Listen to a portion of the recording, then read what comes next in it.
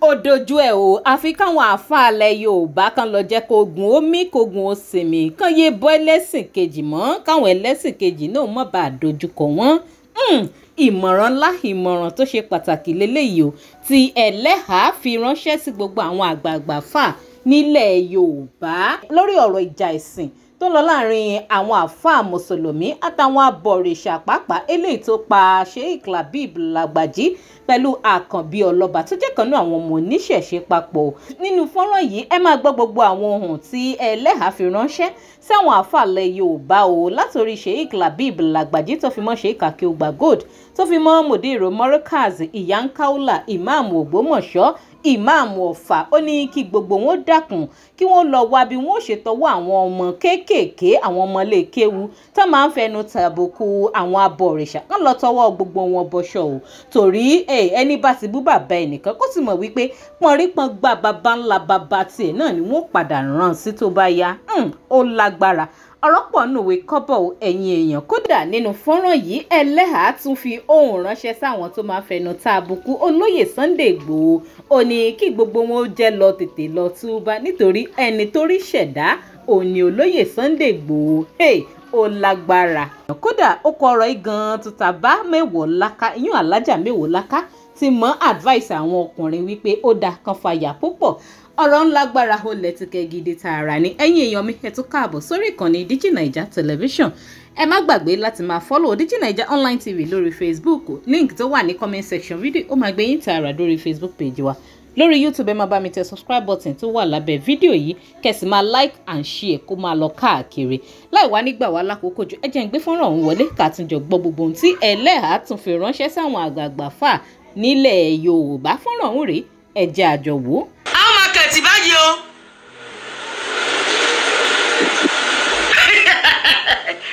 àwọn ọmọ ọkọ wá dìde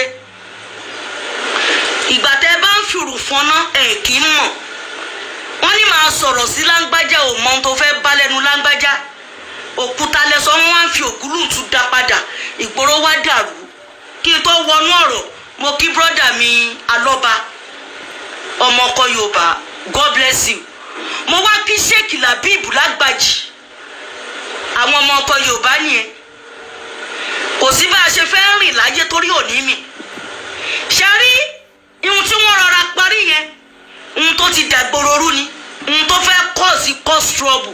Tábà rọ́mọ òṣì kan tó lóhun àfáà tí wọ́n tiẹ̀ tí mọ̀ inú ayé tí wọ́n fi jáde lójú pé wọ́n máa mọ̀ ẹ́ nítorí pé kí ni òjálé onílé fi bo tiẹ̀ mọ́lẹ̀ ni ẹ́ ó padà yí yín lọ́wọ́ ó padà bú yín lọ́wọ́. Ìmọ̀ràn ti tèmi sí yín ṣe rí gbogbo àwọn ọmọ wérewère Sheikh Labeeb bàbá Akeugba Gold kí lorúkọ ìyá tó wà ń bàdàn yìí náà ìyá Kaola ṣebí Kaola náà ni Alájà Kaola. Gbogbo ẹ̀yin èèyàn tẹ́ ẹ nọ́mà bẹ́ẹ̀ nínú gbogbo wọn. Bàbá ìmáàmù Ọ̀fà bàbá yẹn náà orí wọn wà ń bẹ bàbá dáadáa ni. Bàbá Faruku kájẹ sọ pé a rí update ti yín kan náà àmọ́ ṣáàmù tí wọ́n sọ sí ilẹ̀ dá padà ìsọ̀rọ̀ ní gbèsè ni. Bàbá Faruku bàbá Morikaz Lágége ẹ pé gbogbo àwọn ọmọ yín tó ṣe wérewère lọ́ọ̀láì tó máa ń bú ẹ̀sìn ẹlẹ́sìn èyí táwa mọ̀ láàfáà nìyẹn o lórí íńtánẹ́ẹ̀tì o àwa mọ̀ yín láàfáà kí íńtánẹ́ẹ̀tì tó dé làwọn bàbá yìí ti exist nínú ayé. Bàbá Ìmáàmù Ọ̀fà akínyín ìpèpè sójú ọ̀nà wọn gan kò mú violence dání. Tẹ́ ẹ bá tiẹ̀ lọ wo gbogbo àwọn Sùmùrà Bándélé Àdàbíyà Àrọ̀bíyà gbogbo wọn bẹ́ẹ̀ àwọn Islam tá a mọ̀ tí wọ́n tẹ̀lé Yorùbá tó ń wà nílẹ̀ Yorùbá nìyẹn tí wọ́n ń wá sílẹ̀ Yorùbá kó tó di pọ̀ sàn gan làwọn tí wọn ọ̀gbọ́n pa náà dé àwọn tó ń ti dàṣàkẹ́ tó ń ti gé wọn létí lọ àwọn tó ṣe pọ́n ní tó ń bá bú Muhammad kàn pa ẹni bá ṣe Islam tí ò ṣe mọ́ kàn pa ẹni bá ti ṣe lé nínú ẹ̀sìn kàn pa ìrọ̀lẹ́ ayé làwọn yẹn dé. Nítorí pé èmi ò tiẹ̀ gbọ́ rí ṣé wọn ò bú ànábì lójú ẹ̀ ṣé wọn ò bú lójú ẹ̀. Ó yẹ wá wo bí tá a bára wa dé nsìn. Mo wá kí ẹ̀yin bàbá mi nínú ìṣẹ̀ṣe mo kí yín o mo kí gbogbo ọmọ ọkọ Yorùbá tí ò tiẹ̀ ṣe é kà. Àkọ́kọ́ náà gbogbo ẹ̀yin tí ẹ bá tẹ́ ń bú ọmọ Adéyẹmọ aborídèpẹ̀nù ní Fákínsọ́lá aborídèpẹ̀nù. Gbogbo àwọn tí wọ́n bú ọmọ Adéyẹmọ lórí íńtánẹ́ẹ̀tì kí ló padà ṣẹlẹ̀ sí wọn? Wọ́n padà ṣẹ̀sín ni. Ẹ máa wò ẹ̀sìn kan ìyá yìí kan tó ń ṣẹ̀sín lọ lọ́wọ́lọ́wọ́ báyìí o, tó ń ṣẹ̀sín lọ lọ́wọ́lọ́wọ́, ó ti yé yín. Èmi ò kàn fẹ́ dá sọ̀rọ̀ yẹn ni. Ìwọ tó o bá dẹ̀ sọ pé o yẹ̀yẹ́ ọmọ Adéyẹmọ, gbogbo èyí tẹ́ ń wò mí àtẹ̀yìn tẹ́ tún máa wò mí, ta ló bọ́ ọ̀tá tó bú ọmọ Adéyẹmọ rí tí ò padà ṣẹ̀sín àgbáyé? Ẹ sọ fún wa. Tàbí ìwọ tó lọ di báńdì lórí ọmọ Adéyẹmọ ní kọ̀kọ̀ ní gbangba, ta ni kí ló padà ṣẹlẹ̀ sí wọn? Wọ́n máa padà ṣẹ̀sín àgbáyé ni. Ìgbà tí ìyá yín kan níjẹta tó ń bú Ìgbòho, ẹlẹ́nu já wáyà, ẹlẹ́nu ṣe gbá, ẹlẹ́nu ṣàwo, ẹlẹ́nu ṣòkòkò bá sásùn. Gbogbo ìsìnmẹ́ni tí mò ń sọ Mẹ́wọ̀ọ́ Láká. Ìgbà tí Mẹ́wọ̀ọ́ Láká tí wọ́n bú Ìgbòho ṣá, wọ́n sọ̀rọ̀ sí Yorùbá Nation. Ó yẹ ẹgbògbè èèyàn ọ̀rọ̀ ń sìn. Ó yá àwọn nǹkan tí ò jáde máa jáde nítorí pé gbogbo orí kọ́ lèèyàn ń ṣẹnu ṣákaṣáká sí. Gbogbo orí kọ́ o, kí kálukú bá wà lórí íńtánẹ́ẹ̀tì tí wọ́n bá ti ń polówó ọjà lórí péèjì yín, tàbí ẹ ti ń rí monetization kan gbà, tàbí ẹ ti ń rí àwọn èèyàn, tàbí ẹ ti ń mingu máwọn kan tó hàn nínú ayé, kò wá sọ pé kí Ìgbòho wá dẹgbẹ́ yín. Òjò bá pa bàtà pa jọwọ́jọwọ́ etí ẹ̀, ṣọ́mọ Adéyẹmọ ń ṣẹgbẹ́ yín ní gbogbo ọ̀nà ní gbogbo ààyè. Àgò ló kẹ́yẹ lẹ́pọ̀ méjì yẹn náà. Ìran Yorùbá ló jẹ́ àwọn sódò nítorí ọmọ Adéyẹmọ, ó wá ń gbóríṣiríṣi ẹja, òun ló jẹ́ kẹ́ ẹ máa ṣẹ́gìrì sí lára. Tí ò bá sí Yorùbá Nation ni, kí ló fẹ́ pè mí àti ọmọ Adéyẹmọ pọ̀? Ṣé mi fẹ́ mọ ọmọ Adéyẹmọ ni? Yorùbá Nation ló jẹ́ kẹ́mi mọ ọmọ Adéyẹmọ, ló jẹ́ mọ Ìgbòho ṣá. Ṣé mo lè jókòó síbi tó ọmọ Adéyẹmọ bá wà lánàá? Yorùbá Nation yìí ni.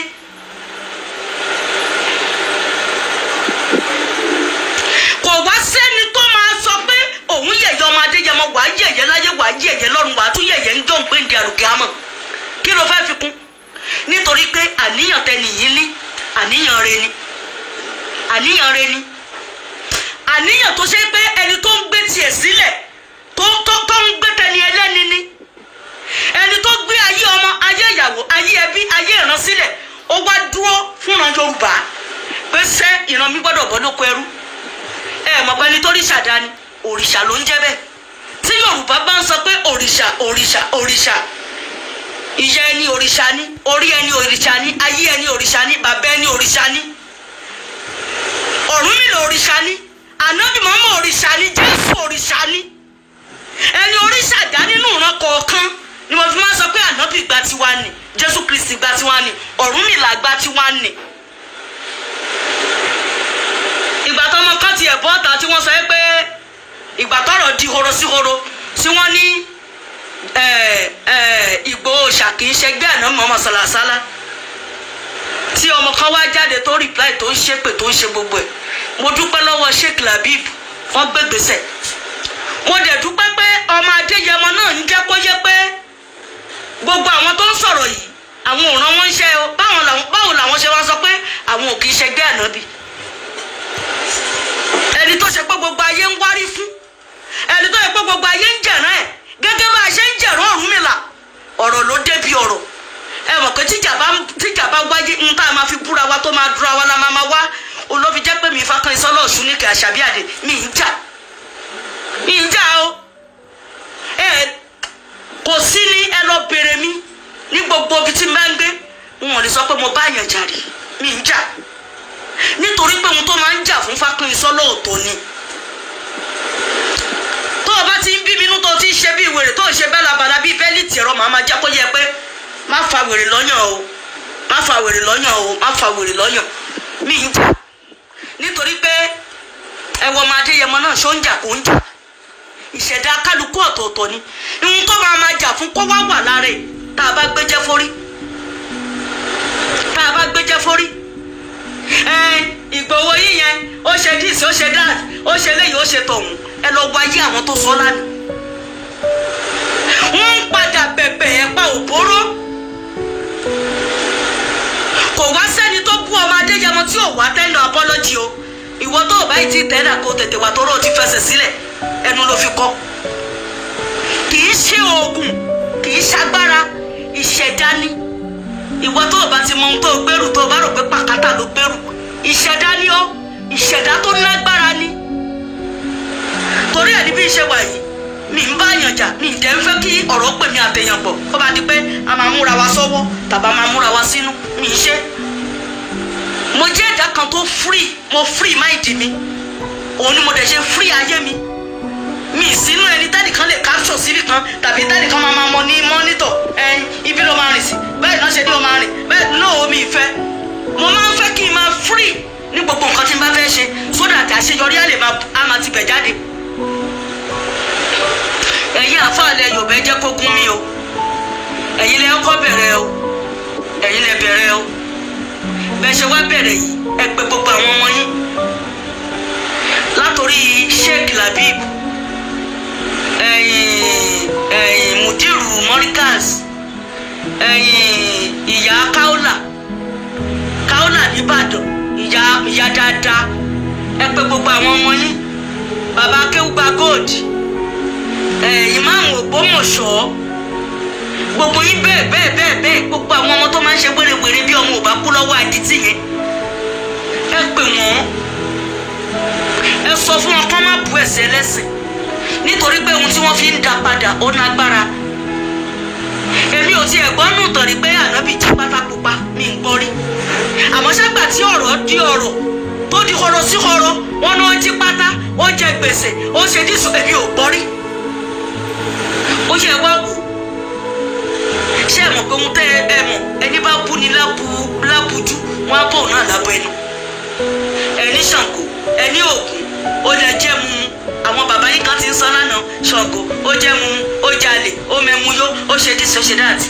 wọ́n wá wò ó pé kí ló kàn wọ́n náà bí jí pátá pupa ó bọ́dọ̀ ọmọ ọdún mẹ́jọ ó bá dísè ó bá dáàtì.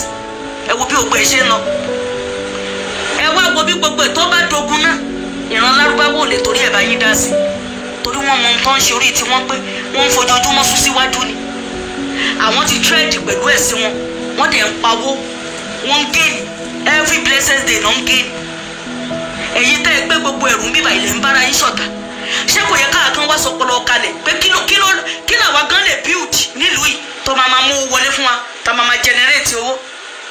mo ti sọ ti pé kí Islam kọ́ lé iṣẹ́ ẹ dá company kalẹ̀ Christian ẹ dá company kalẹ̀ oníṣẹ̀ṣe ẹ dá company kalẹ̀ ẹ káwọn ọmọ yín síbẹ̀.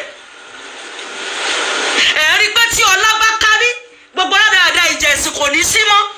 ọ̀gá o wọ́n ní òótọ́ ọ̀rọ̀ báyìí bíi kíni bíi ìsọkúsọ ni ṣé ká má parọ́ ká sọ gáskíá lóòótọ́ òótọ́ ọ̀rọ̀ wà ní gbogbo ohun tí ẹlẹ́yà sọ̀kalẹ̀ yìí ò bẹ́ẹ̀ ni nítorí àìníṣẹ́ ló máa ń mú ọ̀pọ̀ láti máa wàkíwà láti máa ṣe wọ́n ní ọwọ́ tó bá ti dilẹ̀ báyìí o lè ṣú bẹ̀ lọ́wọ́ ẹ̀ àwa lérò wípé àwọn àgbààgbà fà tí ọ̀rọ̀ kàn wọ́n dìde láti wá nǹkan ṣe sí ọ̀rọ̀ tó wà ńlẹ̀ yìí nítorí wọ́n ló ń bọ̀ àwọn náà máa ń dẹ́ẹ̀dẹ́.